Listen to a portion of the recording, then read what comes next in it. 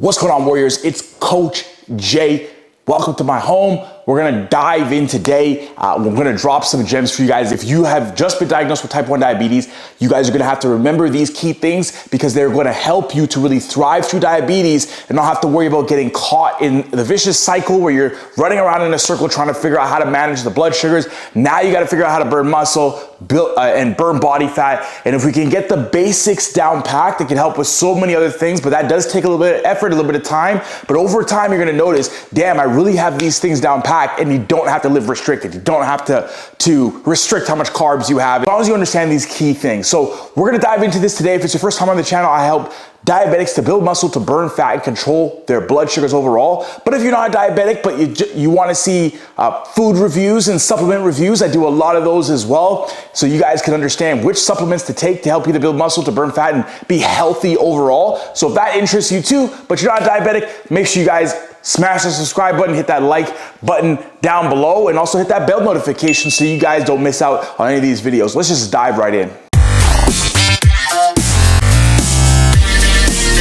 I'll walk through, I'll show you guys the new space. I hope you guys like it. I don't know if you guys know some of my story, but to be honest, I mean, at one point in my life, I was practically living out of my fucking car. So it is what it is, tough situations, but they just build us. And I think us being warriors and being diabetics, we understand that tough situations, you improve, you get better, you just keep moving forward. And there's always a solution to anything out there, so don't feel stressed. And I know diabetes can be overwhelming, but understand there are solutions, there are resources to help you. Just have the right mindset, keep pushing forward, don't let nothing stop you. You guys got me in your corner, you guys are gonna be more than good. The first thing I wanna talk about is, if you're first diagnosed with type 1 diabetes, you first wanna make sure that you understand all your ratios. A lot of times this is something that you get a little bit of a form or a sheet when you're first diagnosed, and there's not much tweaking that's happened after that. A lot of times it can become because a little bit of fear or not really understanding how you should be tweaking those ratios, or maybe you're just waiting every 3 months to see the endo. But the problem with that is you got a lot of stuff that you're trying to deal with in between 3 months. A lot can happen for a type 1 diabetic overnight, let alone 3 months down the road. And so you understanding how to tweak your own numbers is something that can help out. And when we talk about ratios, we're talking about things like your insulin to carb ratio, your correction ratio, and your basal ratio. Again, remember, the basal ratio is going to be your long-acting insulin. If you're on just straight injections, or if you're on an insulin pump, it's going to be your rapid-acting insulin that you're injecting every hour. You set in a ratio that you're going to give yourself every hour, right? Now we got our correction ratio, just to make sure that your blood sugar doesn't go too high when you're correcting it. Maybe you undercorrect and you go high. We want to make sure you don't overcorrect and go low more often than not. So having your correction ratio down can really help you out. And then also you want to really make sure that you guys zero into that insulin to carb ratio. I can't stress this enough, because a lot of times I've seen diabetics who also come into our programs and our communities and things we do, and it's not a fault of their own. They're doing everything that they can, but sometimes we can get caught living decades and we still don't feel comfortable eating our carbohydrates, right? And so we end up really restricting carbs, and by restricting carbs, we also restrict other things in our life, where we go, the restaurants we visit, the places we go on vacation.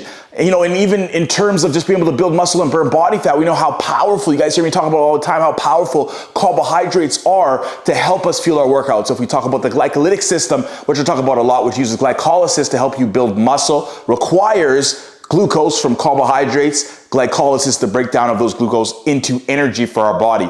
Now, when we understand all of this, this can really help you to hone in on your diabetes and your blood sugar and take it one step at a time to really zero in on those ratios. If you're getting some pushback from your doctor or a team, or people are giving you the cold shoulder, I can't stress this enough. Knock down the door and make sure you get that right information. Reach out to somebody like me, reach out to a doctor, an endo, doesn't matter. Really get these ratios down and have someone there to guide you and help you with that, because it'll open up so many doors for your life. Here, and I'll show you guys a little bit of the space. So again, you guys see over here, kitchen area. That's the front lobby right there. All right. I'll be real with you guys, man.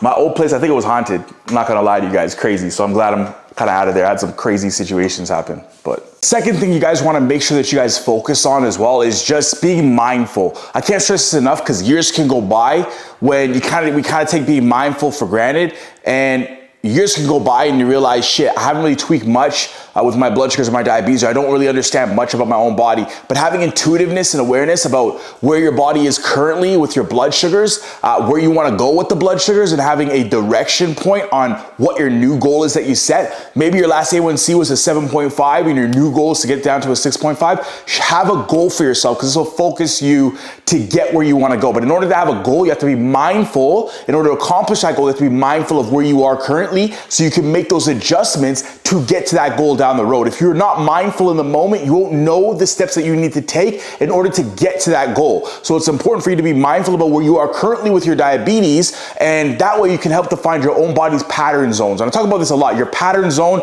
is what happens to your blood sugar when you're training and working out. What happens to your blood sugar in the morning when you have the dawn phenomenon effect? How does that impact you? Cortisol levels are naturally higher in the morning as a result of the circadian rhythm of cortisol. And so if your blood sugars are higher in the morning, you might be able to adjust that on an insulin pump, or change when you give yourself your long-acting insulin, or break that long-acting into 2 insulins. So there's different things that you can do to help to mitigate that dawn phenomenon effect if that's something that you are facing.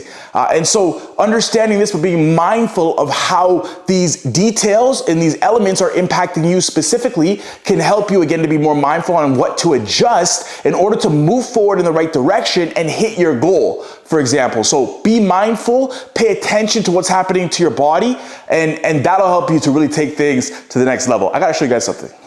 I'm thinking about painting the cabinets yellow. What do you guys think? Drop it in the comments. Should I paint the cabinets yellow or not? Yeah, a funny true story about this swivel chair right here. I think that's what it's called. If it's not, that's just what we're gonna call it today, is the swivel chair. I actually thought the bottom was the top. So I was freaking out. I was like, why is there a bunch of tape at the bottom and some white shit at the bottom? And then, yeah, turns out I was wrong. I got it sorted out. Now it's the right way. Otherwise, you guys would have probably came over to my house one time when I was hosting some shit, and you guys probably would have been wondering why the hell the chair is upside down, you can't sit on it. The third thing that I want to say, which is really important as well, is to write everything down. Keep a log of it. Today is so easy to keep logs of things. Either your insulin pump will do it naturally, maybe your CGM will do it if you're on a continuous glucose monitor. But if you're not, on top of being mindful, write them down, because sometimes they can go in one ear. We might be mindful of things, but if we don't have it written down in a concrete format, it can be a problem. I know when our diabetics come into our diabetic body mastery program, we get them to track things like their calories, their macros, write your blood sugar down. Why? Because if you don't, you're always gonna be shooting in the dark. You're just gonna be 5 years down the road. Trust me when I say this, and you realize not much has happened in terms of improving where you are. But if you can write it down, you can say, okay, I see a pattern. Going back to the pattern, you have your pattern zone, and now we can look at that, and by looking at that data, you can make the right changes to make sure you're on the right track in the future to get the results that you want and hit that goal that you're aiming for. Again, remember, if we don't write it down and we're not mindful on what we do, is you're gonna have a hard time of really moving forward long term. You might have some short-term success, but you want this to be a lifetime full of thriving with type 1 diabetes, not having to struggle and not feeling educated about where you are currently, to help yourself move forward onto the next level when it comes to managing your diabetes. So be mindful, because when you are, again, then you can live with less restriction and you can move forward at the end of the day and just really thrive through what you guys have, all right? You guys can come upstairs here with me. So we go upstairs through here. We've got one washroom over here. I kind of like this room, guys. I'm just gonna turn it into like just an office space. We got like a skylight over here, so you got a little bit of light coming in here. So, washroom area. Holy shit, I almost scared myself. Who the fuck is that D's motherfucker? I got you guys back. I appreciate you guys. If you guys are ever in the area, hit me up. We'll get something sorted, figured out, go to the gym and get a pump. So I appreciate you guys. I'm gonna go ahead. I'm gonna see you guys in the next episode.